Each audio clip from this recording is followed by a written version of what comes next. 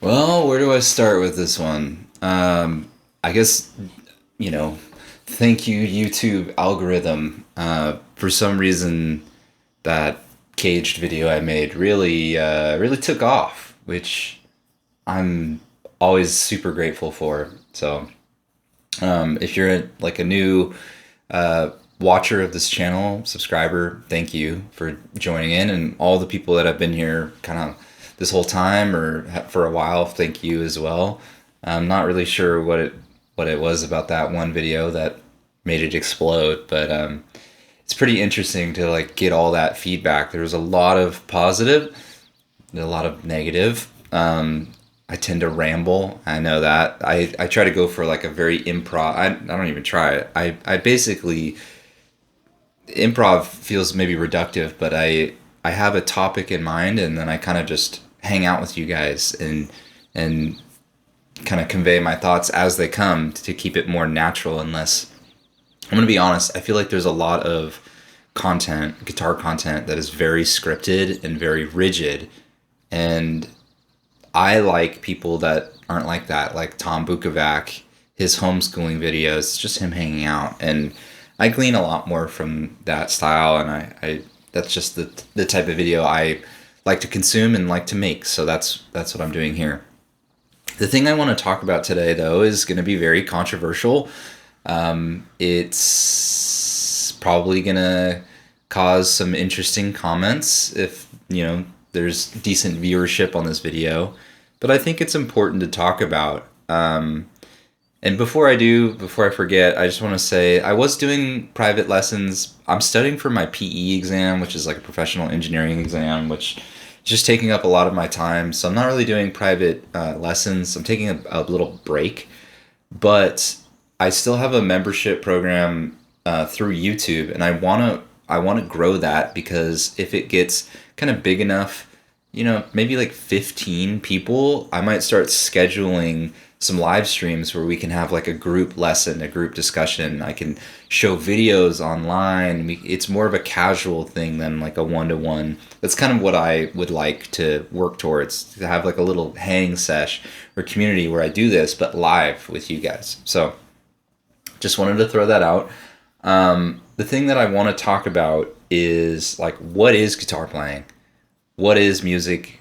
I got a lot of comments on that video telling me, one, that it was really helpful, and so I'm glad that I helped a lot of people, but two, that there's a lot of stuff I was missing about music theory or just not talking about in general. And I want to address that, but I also want to address like a bigger concept that I think is so important, that I feel like a lot of guitar players and musicians just don't seem to understand, and maybe it creates this like dichotomy or puts me at odds with a lot of other guitar players. And we have a lot of really strong opinions. So whatever I say on this channel, it's not an attack. I'm not saying that any people are doing things wrong or I'm doing things right. They're just different ways to look at stuff. And there's a bigger philosophical thing to talk about with that. But just immediately, I do want to say, like, yes, the ACE method that I talked about, it's just for the top triads, right?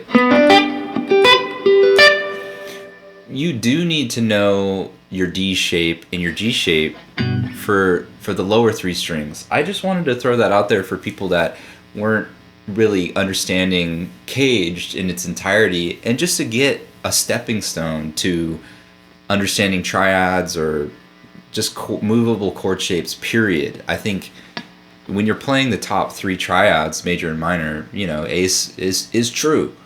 But when you go into, the lower three strings, or any other combination besides the top three strings, yeah, like some of these other shapes, they are important.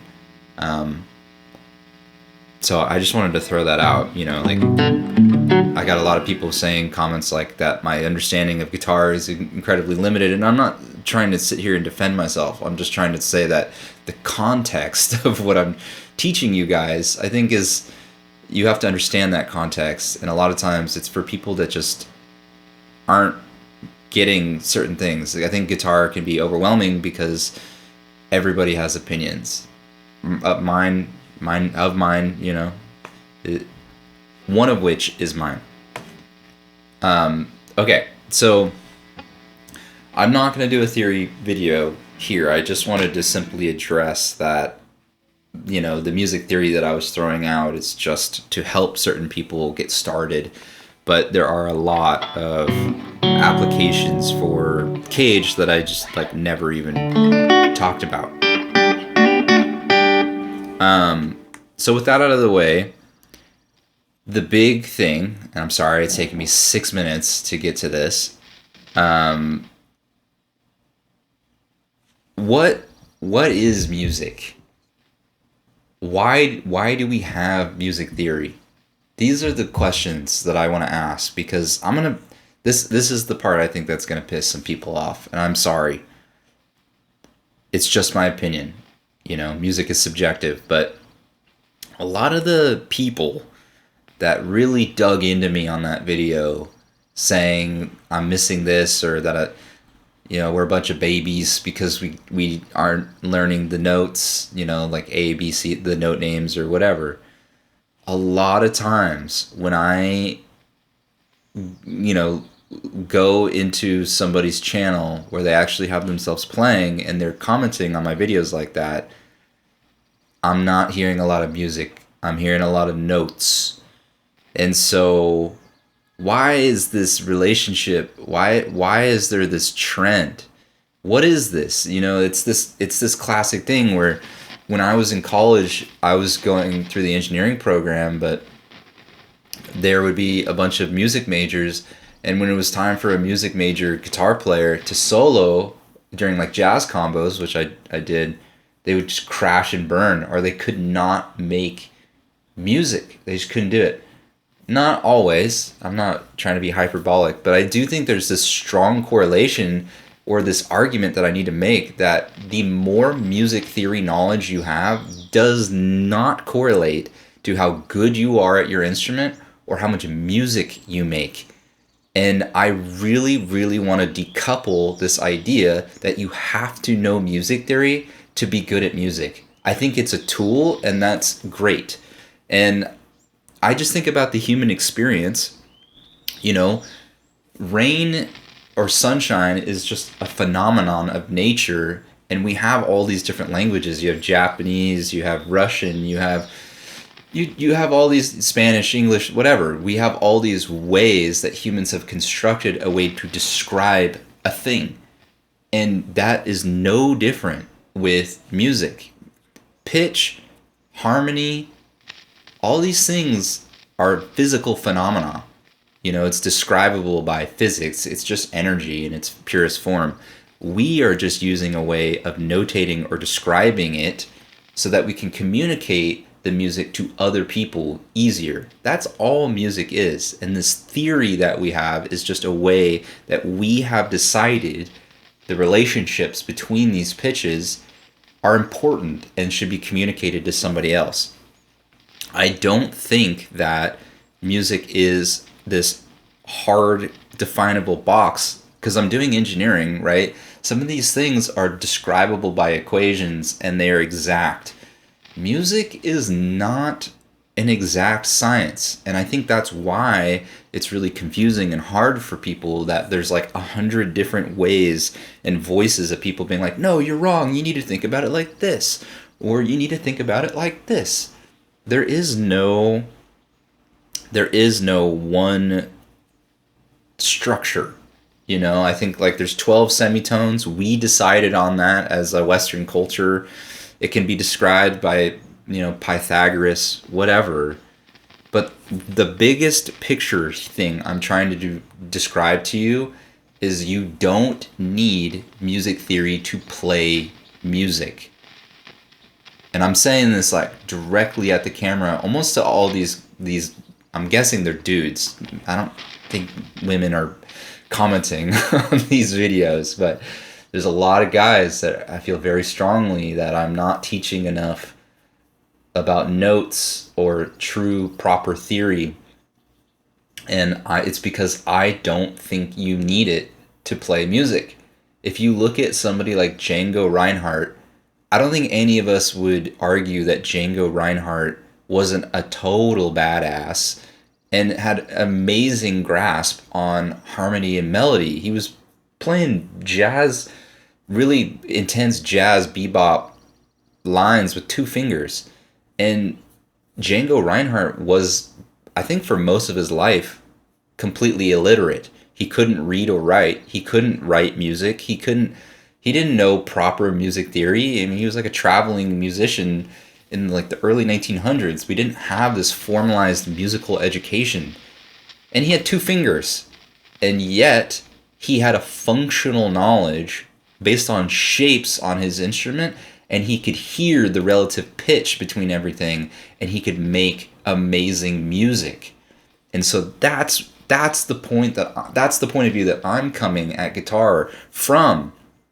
If you have a functional understanding of, I'm in standard tuning and these shapes work based on listening to what's happening around me musically, there's nothing wrong with that. You don't have to know music to be able to join a band and make millions of dollars. There's probably people that have made really, really great music that don't know music theory.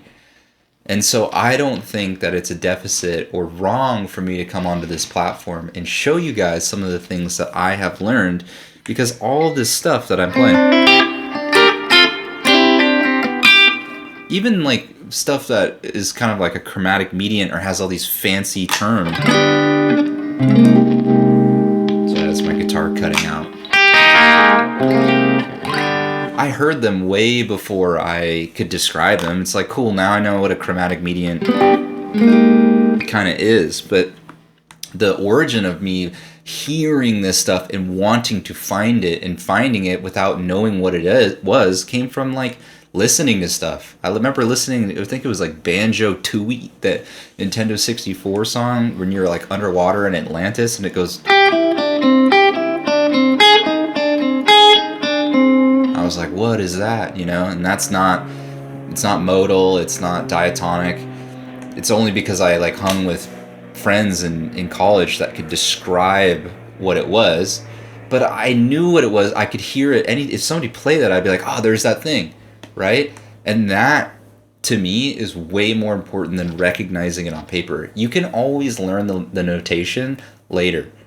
Like I'm pretty sure in my example with Django Reinhardt, he learned how to write way later in life. Did it impede his ability to play music? No, but it did impede his ability to describe it to other people and to codify it. But in the age of technology that we're in now, where you can just record something, that's kind of an archaic or esoteric example where it doesn't really apply anymore, just due to the passage of time. So is it correct formally? No. Can you always be better? Can you always learn? Yes. But I started this video by saying, like, I'm an engineer. I have a full-time job. I'm filling my brain with math equations, crazy stuff. I don't necessarily have the capacity to fill my brain with this. And you can call it laziness, that's fine, but I'm just trying to be pragmatic and just describe that, like, this is a hobby. It's music. We all have our lives. We have kids. We have wives. We have, whatever. There's stuff going on in our lives. And I think whatever pathway can get you to what makes you happy and what you want to hear quicker, that's the pathway you should go down. So I want to tell everybody listening here that I respectfully disagree. You don't need to know all the notes. You don't need to know all this stuff. I know the shape. I know that this is a C, and I know it's a 1-3-5. I know the intervals, but I can't tell you the 3 notes that are in a. I would have to find them. I'd have to be like, all right, so it's a G, so there's a G and a C chord. There's an E, and there's a C. Okay, cool. G, E, and C make up a C triad. I had no idea. I don't need to know that to be able to.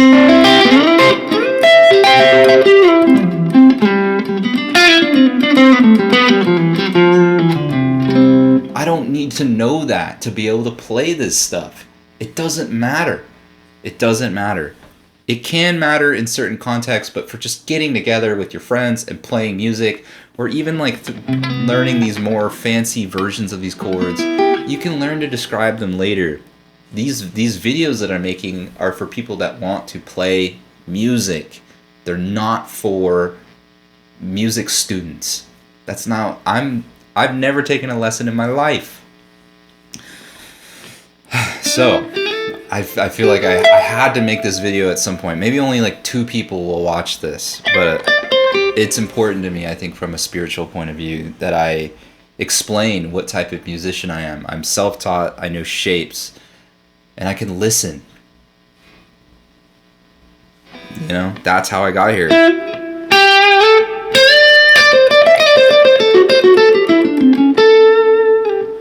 And then, you know, I did eventually learn. I've been playing for almost 20 years. I did learn from other people the language, but I still have a lot to learn.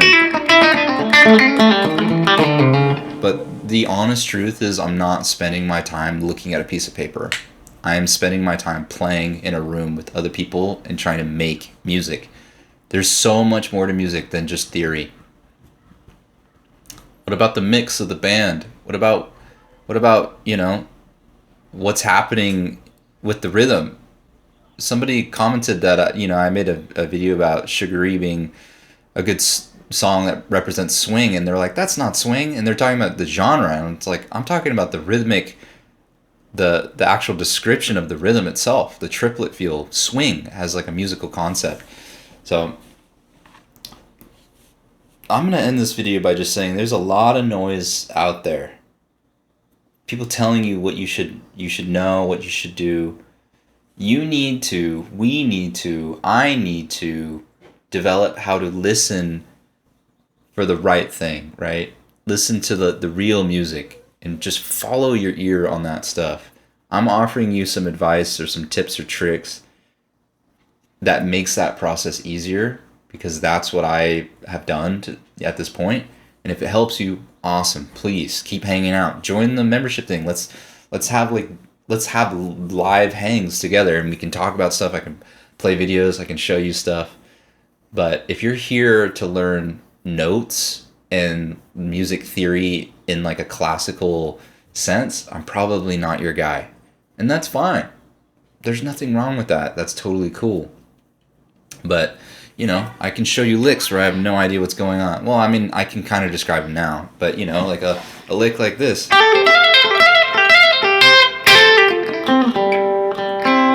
When I'm in C.